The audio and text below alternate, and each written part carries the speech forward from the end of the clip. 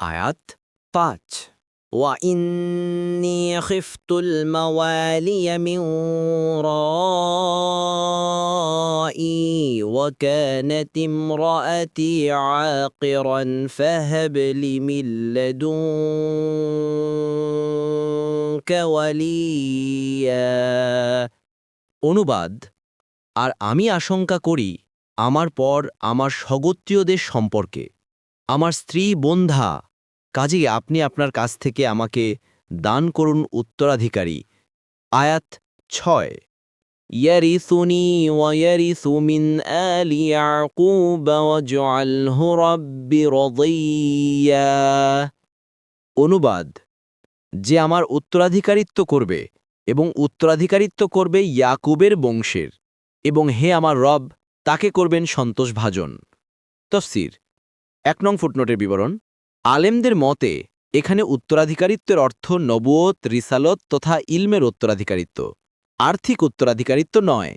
কেননা প্রথমত জাকারিয়া আলাইহিস সালামের কাছে এমন কোনো অর্থসম্পদ বলেই প্রমাণ নেই যার কারণে চিন্তিত হবেন যে এর উত্তরাধিকারী কে হবে একজন পয়গম্বরের পক্ষে এইরূপ চিন্তা করাও অবান্তর এছাড়া জাকারিয়া আলাইহিস সালাম নিজে কাঠ মিস্ত্রি ছিলেন নিজে হাতে কাজ করে জীবিকা নির্বাহ করতেন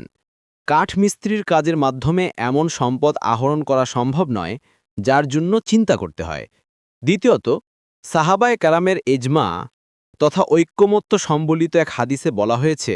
নিশ্চিতই আলেমগণ পয়গম্বরগণের ওয়ারিস পয়গম্বরগণ কোনো দিনার ও দিরহাম রেখে যান না বরং তারা ইলম ও জ্ঞান ছেড়ে যান যে ব্যক্তি ইলম হাসিল করে সে বিরাট সম্পদ হাসিল করে আবু দাউদ ৩৬৪১ ইবনে মাজা ২২২৩ তিরমিজি ২৬৮২ তৃতীয়ত